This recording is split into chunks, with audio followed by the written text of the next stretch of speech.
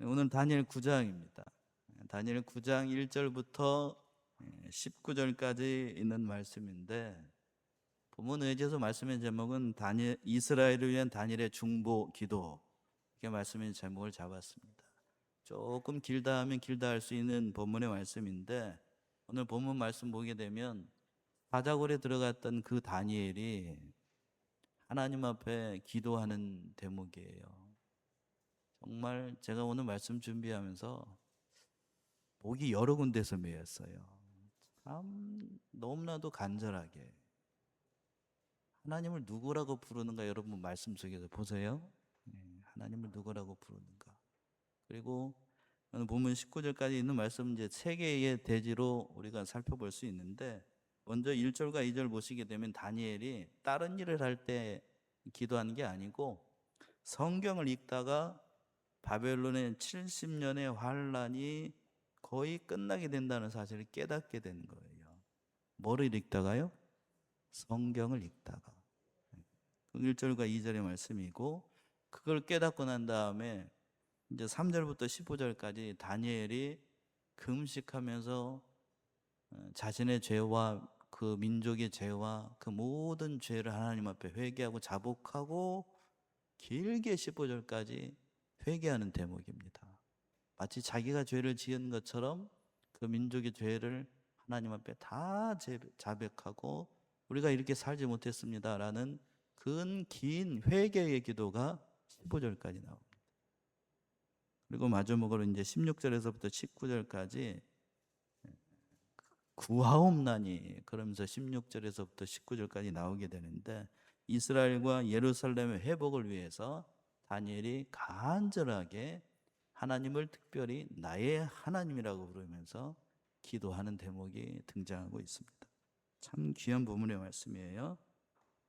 첫 번째 1절부터 2절까지 보시면 성경을 읽다가 깨닫게 돼요. 1절, 메대 족속 아하수에르의 아들 다리오가 갈대아 나라 왕으로 세움을 입던 원년, 메대 족속 아하수르의 아들 다리오라고 되어 있는데, 이제 이 본문의 9장에 있는 말씀이 다니엘이 봤던 이상 가운데 네 가지 큰 이상이 있는데, 그 이상 가운데 세 번째 이상이 이제 다음 주에 살펴보게 될 70일에 관한 이상이고, 그 이상을 주시기 전에 다니엘이 하나님 앞에 기도하는 그런 대목인 겁니다.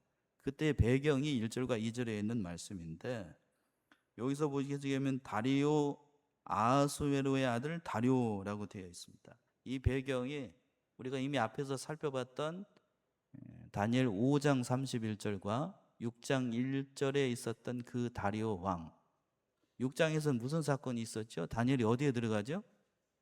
사자굴에 들어가는 그 왕, 그때의 일이었던 겁니다.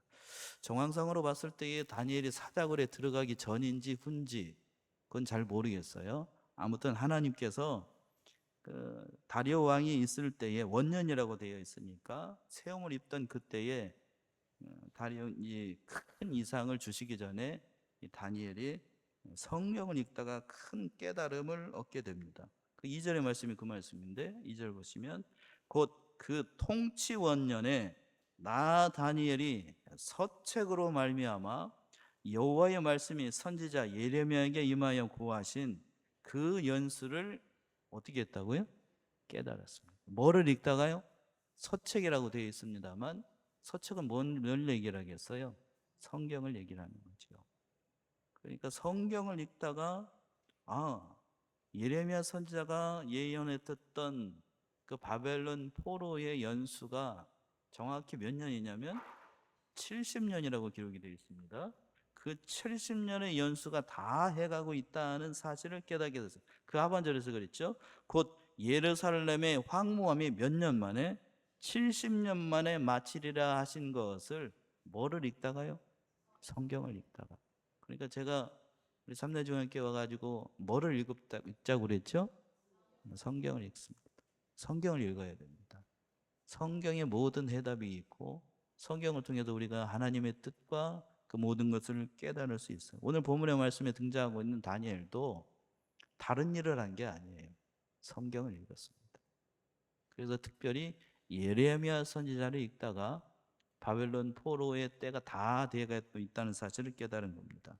어디를 읽었을까? 특별히 예레미야 25장에 있는 말씀을 읽었을 것 같아요. 예레미야 25장 한번 찾아보세요. 예레미야 25장 11절에서부터 13절.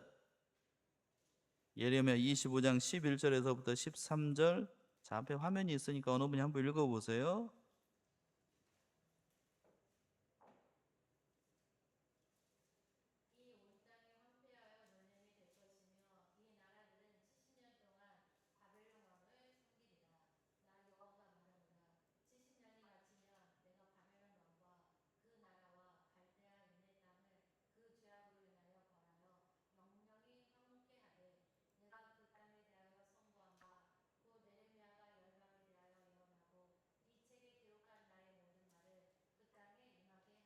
그랬죠? 이 온 땅이 황무하여 놀램이 될 것이며 이 나라들은 몇 년 만에 70년 동안 바벨론 왕을 섬기게 될 것이다. 그러고 난 다음에 그것이 다 마치면 12절 나 여호와가 말하 70년이 마치면 내가 바벨론 왕과 그 나라와 갈대아인의 땅을 그 악으로 인하여 벌하며 영영이 황무케 할 것이다. 요 말씀을 다니엘이 읽었던 것 같습니다. 그래서 때가 다 돼갔구나. 하나님의 구원의 때가 임한 것을 다니엘이 깨달았습니다. 그러면 깨달았으면 기쁘고 감사한 것을 깨달았으니까 하나님 앞에 찬송을 드리는 것도 물론 중요한 일입니다만 다니엘이 했던 행동은 뭔가 하면 하나님 앞에 3절부터 15절까지 금식하면서 회개하는 기도를 했다는 거예요. 참 귀한 사람입니다. 3절 보시면 3절 내가 금식하며 베옷을 입고 죄를 무릅쓰고 주 하나님께 기도하며 간구하기를 결심하고 다니엘이 먼저 하나님의 그 깊은 진리 그걸 깨닫고 난 다음에 하나님 앞에 했던 행동은 먼저 금식하고 베옷을 입고 죄를 무릅쓰고 하나님 앞에 기도하는 겁니다. 쉽게 얘기해서 이 베옷을 입고 죄를 무릅썼다는 얘기는 그동안에 자기와 그리고 자기 민족이 지었던 모든 죄를 대표해서 하나님 앞에 기도하는 이런 기도를 가리켜서 중보 기도라고 얘기하지요. 이스라엘의 죄악을 하나님 앞에 있는 그대로 사실 그대로 다 자복하고 하나님 앞에 기도하기로 결심했던 겁니다. 그런데 그 기도를 하는데 회개의 기도를 할 때에도 4절 보세요. 4절 기도의 대상에 대해서 얘기를 하는 것인데 4절 내 하나님 여호와께 기도하며 자복하여 이르기를 크고 두려워할 주 하나님 주를 사랑하고 주의 계명을 지키는 자를 위하여 언약을 지키시고 그에게 인자를 베푸시는 자시오. 다니엘이 회개의 기도를 하나님 앞에 드리면서 그 하나님의 칭호에 대해서 아주 길게 얘기를 합니다. 크게는 두 가지예요. 크고 두려워하실 주 하나님. 그랬죠? 크고 두려워할 주 하나님. 두 번째는 주를 사랑하고 계명을 지키는 자에게 언약을 지키시고 인자를 베푸시는 하나님. 그러면 공의와 사랑이 풍성하신 하나님이라고 얘기를 한 겁니다. 그런데 그 하나님이 4절 시작을 할 때에 누구의 하나님이라고요? 나의 하나님. 하나님을 이렇게 깨달은 사람이 복이 있는 겁니다. 여러분들은 하나님 누구라고 누구의 하나님으로 고백을 합니까? 나의 하나님. 그렇게 고백하시지요? 설마 수요 예배 이 늦은 시간에 여기 왔는데 옆에 저기 결혼할 배우자의 하나님 이런 부모의 나의 엄마 아빠의 하나님 이런 식으로 믿는다라고 하면 정말 곤란합니다. 누구의 하나님으로? 나의 하나님. 엄마 아빠 하나님 아니에요. 나의 하나님이에요.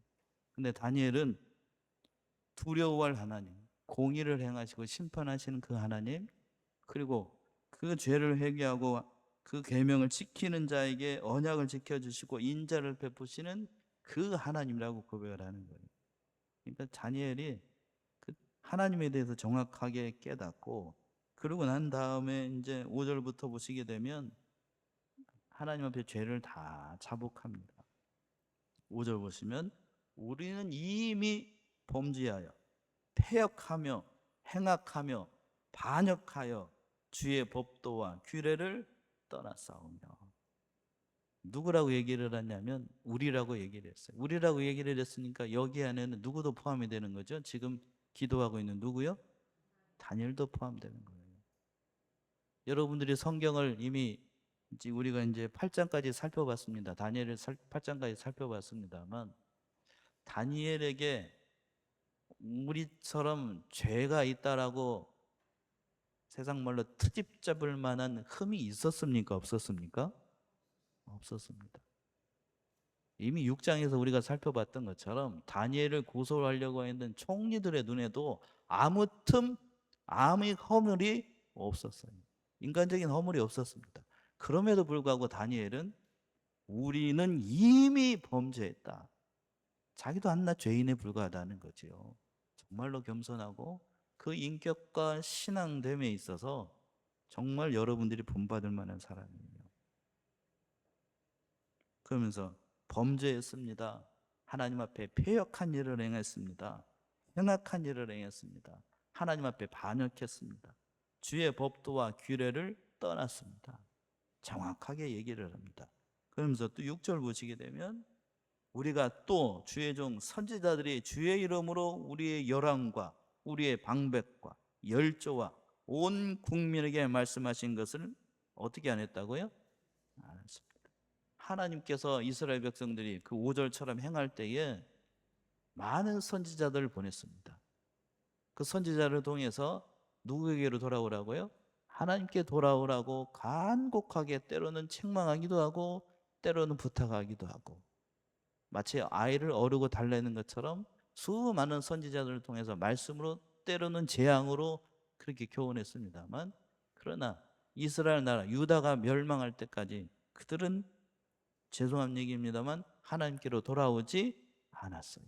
결국 바벨론의 포로가 되어서 지금 이때가 되어서야 다니엘이 하나님 앞에 그 사실을 깨닫고 우리가 정말로 하나님의 말씀을 듣지 않았습니다 라고 이렇게 회개하는 거지요.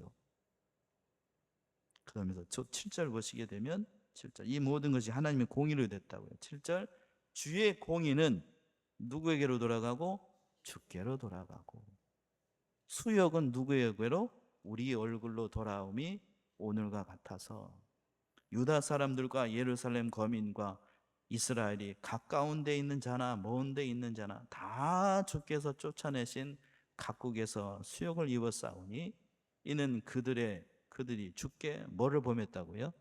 죄를 범했습니다.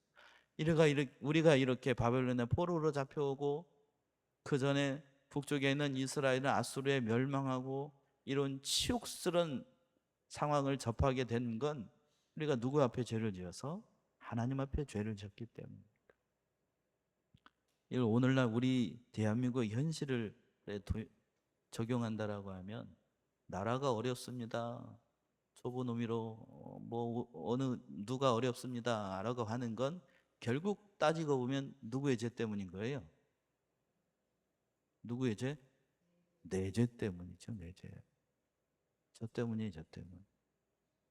얼마 전에 예전에 그랬지요. 천주교에서 나라가 어렵고 IMF 그리고 어려운 그때에 천주교에서 했던 운동이 있습니다. 누구 탓이로소이다? 내 탓이로소이다. 정말 제가 그걸 제가 대학교 3학년 마치고 4학년 때 군대를 갔다 와서 제대를 했을 때가 98년도예요. 그때가 무슨 김영삼 대통령 말때인데 그때에 뭔 일이 있었냐면 IMF가 빵 터져가지고 구제금융을 신청하면 저는 그게 뭔 말인지 몰랐어요. 군대에 있었으니까 이제 제대를 해가지고 7월 달에 제대를 해가지고 이제 복학할 때까지 한 6개월이 남았거든요. 그래서 아르바이트를 하려고 이것저것 돌아다니면서 알바짤 요즘 말로 알바 그때는 뭐 알바 천국이나 뭐 그런 게 없었던 때이니까 몸으로 뛰어야 되는 때니까 돌아다녀 봤는데 아르바이트 자리가 있었을까요? 없었을까요? 없었어요. 정말로 어려운 시대였습니다. 그걸 몸소 겪었어요. 그러면서 제가 느낀 바로는 그때는 많이 젊었을 때니까 믿음이 아직 시원찮을 때니까 왜 하나님께서 이 나라에 이렇게 어려움을 주고 제가 졸업할 때가 가까운데 왜 직장도 작게 어렵게 만들고 왜 저에게 이런 어려운 시련을 줍니까? 라고 그 젊은 시절에 객기 아닌 객기를 부린 적이 있습니다. 근데 지나놓고 보니까 그런 어려운 현실 가운데서 개인적으로는 저를 어디로 인도하기 위한 이 자리로 인도하기 위한 하나님의 섭리 가운데 이르러진 거고 넓은 의미로 얘기한다라고 하면 그때 당시 대한민국이 교만했습니다. 그래서 대한민국을 어떻게 하기 위해서 바로 세우기 위해서 낮추시기 위해서 그런 현실을 주신 거예요. 마찬가지예요. 마찬가지. 오늘 보면 7절에 있는 것처럼 주님 앞에 이스라엘이 범죄했기 때문에 유다가 범죄했기 때문에 하나님께서 이런 어려운 현실들을 주시는 거예요. 가정적으로나 또는 교회적으로나 나라적으로나 그 모든 어려운 일들을 주는 거예요. 결국 따지고 보면 누구 죄 때문에요? 내 죄 때문이에요. 옆에 있는 사람 볼 게 아니고 나의 허물과 죄 때문입니다. 그걸 먼저 깨달아야 돼요. 다니엘이 그걸 깨달은 거예요. 참 귀한 사람입니다. 또 8절 보시면 8절 주여 수욕이 우리에게 돌아오고 우리의 열왕과 우리의 방백과 열조에게 돌아온 것은 우리가 주께 또 뭐하기 때문에 범죄했기 때문에 정확하게 다니엘이 고백을 하는 거지요. 또 9절 보시면 주 우리 하나님께는 그런데 긍휼과 사회하심이 있사오니 이는 우리가 주께 회역했습니다. 그런데 그러한 어려움 가운데서 죄 가운데서 우리가 그래도 소망이 있는 건 하나님께서 뭐가 풍성하신 분이라고요? 긍휼이 풍성하시고 사유함이라는 건 죄사함의 은혜를 얘기하는 거예요. 아무리 죄가 많다 할지라도 하나님이 긍휼이 무한하시고 죄를 사하실 수 있는 분이시기 때문에 다니엘이 소망 가운데 하나님을 붙잡고 지금 기도하고 있는 겁니다.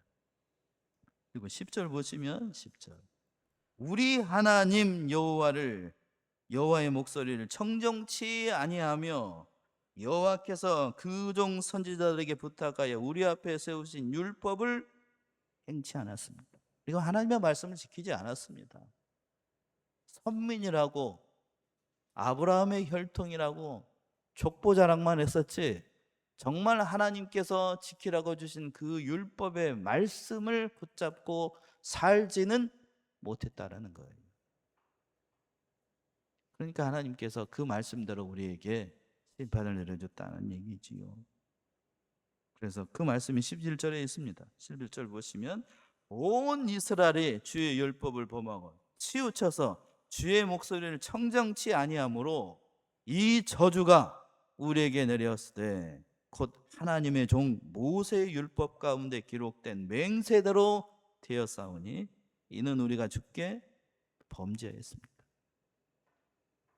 하나님 신명기에 보시게 되면 신명기 28장에서 보시게 되면 14절까지는 복에 대한 거고 나머지 19절부터 저 밑에 길게는 다 저주에 관한 거예요. 생전 보지도 못한 온갖 질병들과 온갖 병들과 온갖 환난들이 신명기 28장에 기록되어 있습니다. 그 말씀 그대로 누구에게 이루어졌다고요? 우리에게 이루어졌습니다. 우리가 범죄이기 때문에. 또 12절 보시면 12절 주께서 큰 재앙을 우리에게 내리사 우리와 및 우리를 재판하던 재판관을 쳐서 하신 말씀을 이루셨사오니 온 천하의 예루살렘에 임한 일 같은 것이 없나이다. 말씀대로 이스라엘을 심판하시고 말씀대로 유다를 심판했습니다. 그런데 예루살렘 성이 무너지고 예루살렘에 있었던 성전이 함락이 될 때에 불타고 막 그랬었잖아요. 그때의 모습은 일로 말로 표현할 수 없다. 하나님을 믿는 하나님의 백성이고 하나님의 율법을 맡았다, 말씀을 맡았다. 새벽 시간에 어떤 말한 것 같은데 하나님의 말씀을 맡았다고 자부했던 그 하나님의 백성이 하나님으로부터 버림을 받아서 예루살렘 성이 함락이 되고 성이 함락이 할 때 수많은 사람이 죽었어요. 그리고 끝까지 하나님의 성전 안에서 끝까지 말씀 토라를 붙잡고 살고 있었던 그때 당시 서기관들, 그 서기관들이 엄청나게 많이 죽었어요. 그때 그 예루살렘 성전에는 한 가지 예를 들을게요. 제가 교회사 시간에 배운 말씀인데, 느부갓네살 왕이 예루살렘 성을 함락하고 솔로몬의 성전 안으로 들어왔습니다. 그랬는데 성전 안에 들어갔더니 붓을 빨아가지고 하나님의 토라 성경을 필사하는 사람들이 있었습니다. 다른 사람들은 다 도망가는데 성전을 어떻게 하는 사람? 성경을 어떻게 하는 사람? 양피지에다가 요즘 같이 이런 그 종이지가 아니고 이스라엘의 그 성경 이렇게 생긴 토라예요. 양피지 길게 돼 있는 것. 한번 찾아보세요, 유튜브에. 그거를 빨아가지고 이렇게 뜨는 사람들이, 그 사람들이 서기관들인데,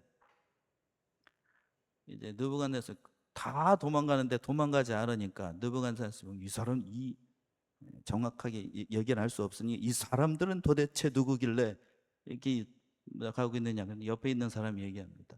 하나님의 말씀을 기록하는 서기관들입니다 라고 얘기를 해줬대요.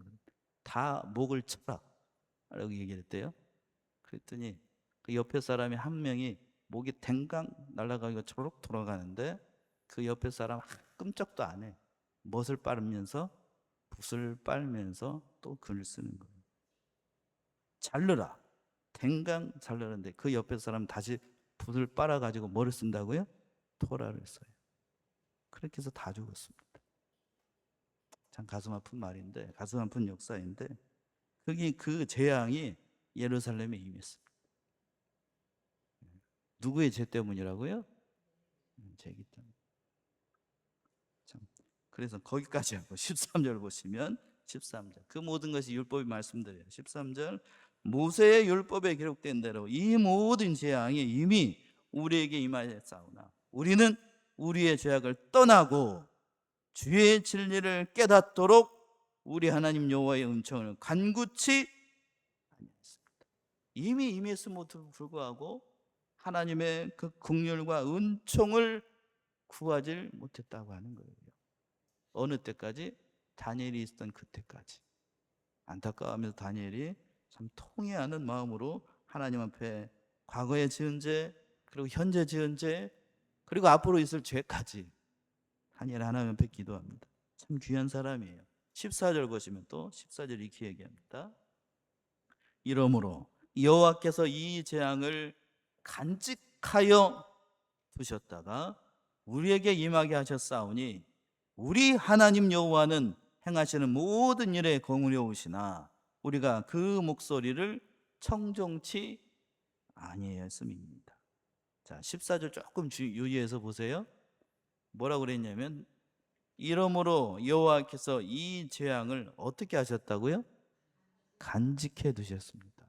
요 말을 좀 우리가 좀 주목해야 되는데, 하나님께서 구약 당시에 이스라엘 백성들이 하나님을 떠나고 죄를 짓는다라고 해서 즉각 하나님께서 보응하시는 게 아니에요. 오늘 본문의 말씀에 따르게 되면 간직해 두십니다. 마치 통장에다가 뭐를 저금하는 것처럼, 돈을 저금하는 것처럼 간직해 두셔요. 이 말을 뒤집어서 생각하면 간직해 둔다는 얘기는 네가 언제까지 하나 보자 이렇게 의미보다도 왜 간직해 두셨냐면 하나님께서 우리에게 뭐 할 기회를 주시는 거죠? 자신을 돌아보고 누구에게 돌아올 때를 하나님께 돌아올 회개의 기회를 주시는 거예요. 당장 하나님께서 즉각적으로 그냥 심판하시면 당장 내일부터 하나님 앞에 설 사람이 저를 비롯해 가지고 여기 있는 사람 한 사람도 없습니다. 우리는 꿈을 꾸면서도 죄를 짓습니다. 이 말에 동의하시는 분? 여러분, 꿈을 꾸면서도 죄를 짓는다. 저는 꿈을 꾸면서도 죄를 짓더라고요. 왜? 남자이기 때문에. 그 본성이 인간의 부패한 본성이라고 하는 것이 다 그렇다라고 하는 거예요. 그러니까 그 모든 죄 앞에서 우리는 참나 나는 정결하다 이렇게 얘기할 사람이 아무도 없는 거예요. 간직해 주셨다는 말은 돌아오게 되면 하나님께서 회개의 기회를 주시는 겁니다. 근데 회개의 기회를 주셨음에도 불구하고 이스라엘 백성들은 그 하나님께로 돌아오질 않았어요. 그래서 안타까움으로 이사야 선지자가 이렇게 얘기를 하죠. 이사야 55장 6절과 7절 한번 봅시다. 이사야 55장 6절과 7절 누구에게로 돌아오라고 얘기합니다. 이사야가 앞에 있을 것 같네요. 이사야 55장 6절과 7절.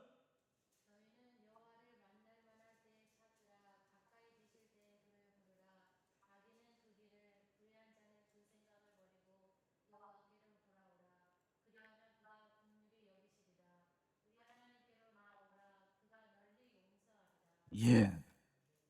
아멘이십니까? 예. 우리 같이 한번 합독할까요? 이게 굉장히 참 은혜가 되는 말씀입니다. 이사야 55장 6절 7절 같이 시작. 너희는 여호와를 만날 만한 때에 가까이 계실 때에 그를 부르라. 악인은 그 길을, 불의한 자는 그 생각을 버리고 여호와께로 돌아와. 그리하면 그가 긍휼히 여기시리라. 우리 하나님께로 나아오라. 그가 널리, 그래요, 널리 용서하십니다. 하나님 앞에 나오는 모든 사람은 하나님께서 그 죄를 다 깨끗하게 정리하시.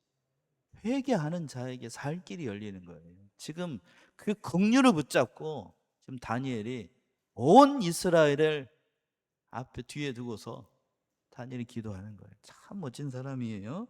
15절 보시면 또 15절 손으로 주의 백성을 애굽 땅에서 인도하여 내시고 오늘과 같이 명성을 얻으신 우리 주 하나님이여, 우리가 범죄하였고 악을 행하였나이다. 마지막 회개의 기도인데 전 여기서 한번 쾅 하고 맞았어요. 자 보세요. 제가 다시 한번 읽을게요. 손으로, 하나님의 전능하신 손으로 주의 백성 이스라엘을 애굽 땅에서 인도하여 내시고 오늘과 같이 명성을 얻으신 누구 하나님이요? 우리 주 하나님이요, 우리가 범죄하였고 악을 행하였나이다. 정말 타들어가는 심정으로 민족을 대표해서 다니엘이 기도합니다. 기도를 하려면 이쯤은 돼야 되겠죠? 정말 하나님 앞에 철저하게 자신의 죄를 붙들고, 우리가 이렇게 어려움 가운데 바벨론의 포로 생활하는 이유가 바로 우리의 죄 때문이다. 절실하게 하나님의 긍휼을 바라보고 하나님 앞에 기도했습니다. 정말 이런 기도, 15절까지 있는 이 회개의 기도는 여러분들이 성경을 읽을 때마다 읽어보셔요. 4절 시작을 할 때에 누구 하나님이라고 그랬죠? 내 하나님 여호와예요. 그러면서 우리가 범죄하였습니다. 자신의 죄를 붙들고 하나님 앞에 기도했습니다. 그러면서 마지막 세 번째 16절부터 19절까지 이스라엘과 그리고 예루살렘 회복을 위해서 다니엘이 중보 기도하는 것이 16절에서부터 19절까지예요. 기도할 때 뭐라고 했는가 한번 봅시다. 16절 보시면 주여 내가 구하옵나니 주는 주의 공의를 좇으사 주의 분노를 주의 성 예루살렘 주의 거룩한 산에서 떠나게 하옵소서. 이는 우리의 죄와 우리의 열조를 죄악을 인하여 예루살렘과 주의 백성이 사면에 있는 자에게 수욕을 받았음입니다. 시작을 할 때 16절 시작을 할 때에 뭐라고 되어 있습니까? 주여 내가 구하옵나니. 다른 말로 얘기하면 뒤에 가서도 나옵니다만 참 민족을 대표해서 나의 하나님 앞에 간절한 마음으로 기도하고 있는 겁니다. 근데 여기서 보게 되면 16절에서부터 19절까지 보게 되면 제일 많이 등장하는 말이 주예요. 주라는 말이 계속해서 나옵니다. 그러니까 지금 다니엘이 기도하는 건 자신의 소원을 얘기를 하는 게 아니고 그 모든 기도가 누구의 영광을 위해서인 거예요? 지금 하나님의 영광을 위해서. 하나님의 영광. 개인적인 간구가 아니고 보세요. 주의 저 공의를 쫓기 위해서, 주의 분노를, 주의 성 예루살렘에, 주의 거룩한 산에서, 주의 백성을 위해서. 또 17절에서 뭘까요? 17절에서는 그러하온즉 우리 하나님이여 지금 주의 종의 기도를 들으시고 주를 위하여 주의 얼굴의 빛을 주의 황폐한 성소에. 18절에서 역시 마찬가지. 계속해서 누구의 영광만을 찾는 거냐면 하나님을 찾고 하나님의 영광을 위해서 다니엘이 기도하고 있는 겁니다. 18절에서는 그랬습니다. 누구의 하나님이요? 나의 하나님. 이렇게 기도해야 됩니다. 나의 하나님이여 귀를 기울여 들으시며 눈을 떠서 우리의 황폐한 상황과 주의 이름으로 일컫는 성을 보호하옵소서. 우리가 주의 앞에 간구하옵는 것은 우리의 의를 의지하여 하는 것이 아니고 뭐를 의지합니다? 주의 큰 긍휼을 의지합니다. 내가 잘나서가 아니고 오직 누구의 긍휼을? 하나님의 긍휼을. 내 의가 아니고 내가 잘나고 똑똑하고 유능해서가 아니고 내가 다니엘이서가 아니라 하나님의 긍휼을 바라보며 기도합니다. 마지막 19절 주여 들으시옵소서. 주여 용서하소서. 주여 들으시고 행하소서. 지체치 마옵소서. 누구의 하나님이요? 주 자신을 위하여 하옵시오. 이는 주의 성과 주의 백성이 주의 이름으로 일컫는 바 됨이니이다. 정말로 멋지게 기도합니다. 우리 사랑하는 삼내중앙교 성도님들, 이런 다니엘의 기도를 오늘 이 시간 살펴봤는데 이 기도를 보면서 어떤 생각이 드셔요? 정말로 이스라엘 민족을 위해서, 주의 백성을 위해서, 그리고 궁극적으로는 누구의 영광을 위해서? 하나님의 영광을 위해서 기도했던 다니엘의 기도의 본을 받아서 정말로 기도하는 것이 살 길이라는 사실 명심하시고, 또 기도하기 전에 누구의 죄를 붙잡고? 옆에 있는 사람 죄? 내 죄입니다. 내 죄. 내 죄를 붙잡고, 그리고 하나님의 구원하심을 바라보고 끝까지 믿음 가운데서 기도로 승리하여 나가는 사랑하신 우리 삼내주님께 성도님들 모두가 되시기를 바랍니다. 기도하겠습니다.